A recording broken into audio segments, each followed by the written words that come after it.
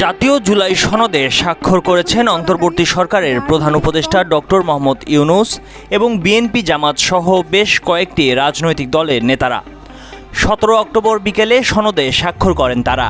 তবে স্বাক্ষর অনুষ্ঠানে বিভিন্ন রাজনৈতিক দলের নেতারা অংশ নিলেও যাননি জাতীয় নাগরিক পার্টি, এনসিপি ও বাম ধারার 4টি রাজনৈতিক দলের নেতারা।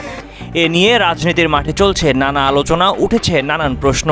বলা হচ্ছে রাজনৈতিক দলগুলোর মধ্যে ভিন্ন ভিন্ন ইগো কাজ করছে। এনসিপি মিডিয়া সেলের সম্পাদক মুশফিক উস সালেহীন মিডিয়া গ্রুপে দেয়া এক বার্তায় লেখেন, জুলাই সনদ স্বাক্ষর অনুষ্ঠানে জাতীয় নাগরিক পার্টি এনসিপি অংশগ্রহণ করবে না। এনসিপি মনে করে এই স্বাক্ষর অনুষ্ঠানের মাধ্যমে কোনো আইনি ভিত্তি অর্জিত হবে না, এটি কেবল আনুষ্ঠানিকতার মধ্যে সীমাবদ্ধ থাকবে। সেখানে আরও বলা হয়, আইনি ভিত্তি নিশ্চিত হওয়ার পূর্বে এ ধরনের আনুষ্ঠানিকতা জুলাই ঘোষণাপত্রর মতো আরেকটি একপক্ষীয় দলিলে পরিণত হবে। জাতীয় নাগরিক পার্টি এনসিপির আহ্বায়ক নাহিদ ইসলাম এক সংবাদ সম্মেলনে জানান, আইনি ভিত্তি ছাড়া জুলাই সনদে সই করবে না এনসিপি।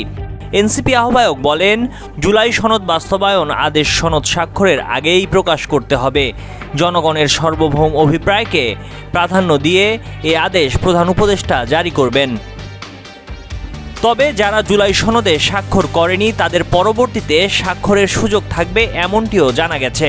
এ বিষয়ে ধর্ম বিষয়ক মন্ত্রণালয়ের উপদেষ্টা আ.ফ.ম. খালিদ হোসেন বলেন, ঐতিহাসিক জুলাই সনদ স্বাক্ষর অনুষ্ঠানে যারা অংশগ্রহণ করেননি তারা চাইলে পরবর্তীতে স্বাক্ষরের সুযোগ পাবেন।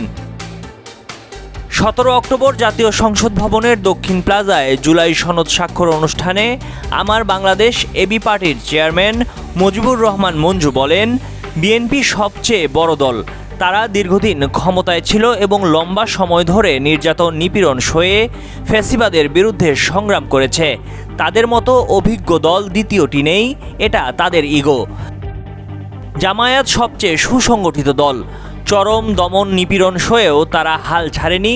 এ মুহূর্তে তাদের জনপ্রিয়তা ও গ্রহণযোগ্যতা ঊর্ধ্বমুখী। এটা হলো জামাতের ইগো। অন্যদিকে এনসিপি সম্পর্কে তিনি বলেন, এনসিপির যারা নেতৃত্ব দিচ্ছেন তারা ছিলেন জুলাই অভ্যুত্থানের শীর্ষ হিরো। তাদের আহ্বান ও নেতৃত্বে ফ্যাসিবাদের চূড়ান্ত পতন হয়েছে। দুর্ভাগ্যজনকভাবে এটাও তাদের মধ্যে ইগোর জন্ম দিয়েছে বলে উল্লেখ করেন তিনি।